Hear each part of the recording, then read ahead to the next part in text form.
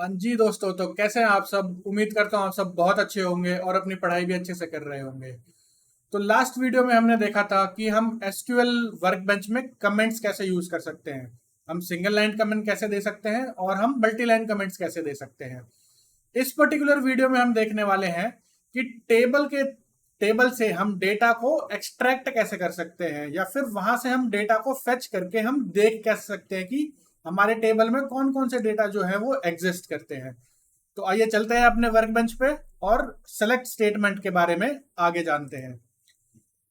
तो जैसा कि हमने पिछले वीडियो में ऑलरेडी बात किया था कि हमारे पास एक ऑप्शन होता है कमेंट करने का, जहां पे कि हम कमेंट करके ये बताते हैं कि ये पर्टिकुलर क्वेरी जो हम लिखने वाले हैं या फिर जो नीचे क्वेरी लिखी हुई है वो क्या काम करती है।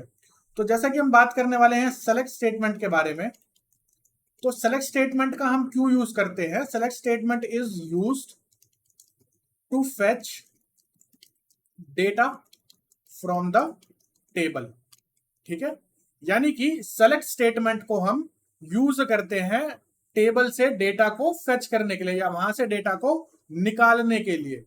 तो हम कैसे डेटा को फेच कर सकते हैं टेबल से, उसका एक सिंटेक्स होता है। सिंटेक्स का यह मतलब होता है कि एक खाका दिया जाएगा, एक ढांचा आपको दिया जाएगा जिसको आप थोड़ा बहुत चेंज करके उसको आप यूज कर सकते हो। तो इसका सिंटेक्स जो होता है वो कुछ ऐसा रहता है। वो रहता है सेलेक्ट, और यहां पे हम देते हैं या तो स्टार या फिर यहां पे हम दे देते हैं कॉलम का नेम। ठीक है, फिर हम आगे यूज करते हैं फ्रॉम कीवर्ड और उसके बाद हम यूज करते हैं टेबल का नेम। तो ऐसा कुछ हमारा इसका सिंटेक्स रहता है। तो अगर हमें सेलेक्ट करना है, अगर हम पहले हम देख लेते हैं कि हमारे पास टेबल कौन से एग्जिस्ट करते हैं, तो उसके लिए हम क्या क्वेरी चलाएंगे? उसके लिए हम क्वेरी चलाते हैं शो टेबल्स। ये हम बात कर चुके हैं ऑलरेडी पिछली वीडियो में। तो हमारे पास एक टेबल एग्जिस्ट करता है फिलहाल जिसका नाम है एम्प्लॉय टेबल। ठीक है, अब मुझे इस एम्प्लॉय टेबल में चेक करना है कि कितने डेटा एग्जिस्ट करते हैं। तो मैं उसको सेलेक्ट कर सकता हूं, सेलेक्ट स्टार फ्रॉम। अगर आप सिंटेक्स में देखेंगे तो सेलेक्ट, या तो मैंने बोला था हम स्टार यूज कर सकते हैं या फिर हम कॉलम का नाम दे सकते हैं। तो पहले मैं स्टार यूज करता हूं, star from table name. Table name है मेरा एम्प्लॉय। ठीक है, अब यहां पे स्टार का क्या मतलब होता है? स्टार का ये मतलब होता है कि मुझे हर एक कॉलम और हर एक रो चाहिए मेरे टेबल से। तो मेरे टेबल में जितने भी कॉलम्स और जितने भी रोज एग्जिस्ट करते हैं वो सारा का सारा फेच करके सर्वर मेरे को यहां पे डिस्प्ले कर देगा। तो अगर आप देखेंगे तो मेरे 3 कॉलम्स थे और 7 रोज थे। तो 3 कॉलम्स और 7 रोज का सारा डेटा, यानी कि सारा का सारा डेटा जो एग्जिस्ट करता है मेरे टेबल में, वो मेरे को यहाँ पे डिस्प्ले हो रहा है।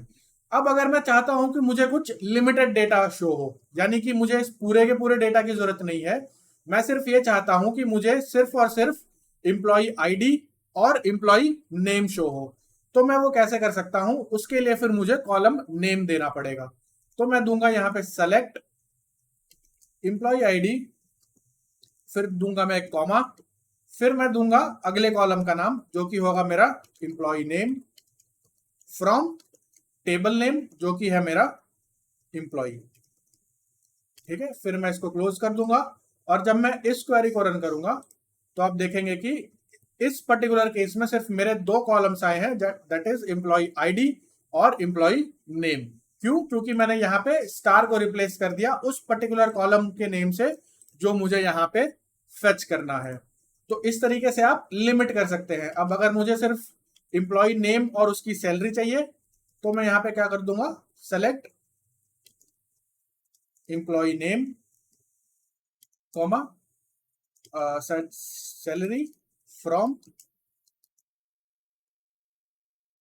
एम्प्लॉय।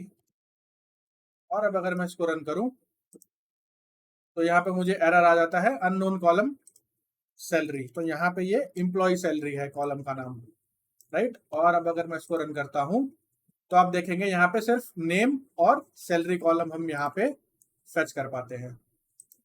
तो ये है हमारा सेलेक्ट स्टेटमेंट। आगे की वीडियोस में हम देखेंगे कि डिस्टिंक्ट कीवर्ड क्या होता है। अगर हमारे डेटा कुछ रिपीटेड फॉर्मेट में एग्जिस्ट करते हैं हमारे टेबल में, तो हम उनको कैसे फेच कर सकते हैं without repeating in the result. तो इस पर्टिकुलर वीडियो के लिए इतना ही, मिलते हैं अगले वीडियो में, तब तक के लिए पढ़ते रहिए और मस्त रहिए। Bye bye.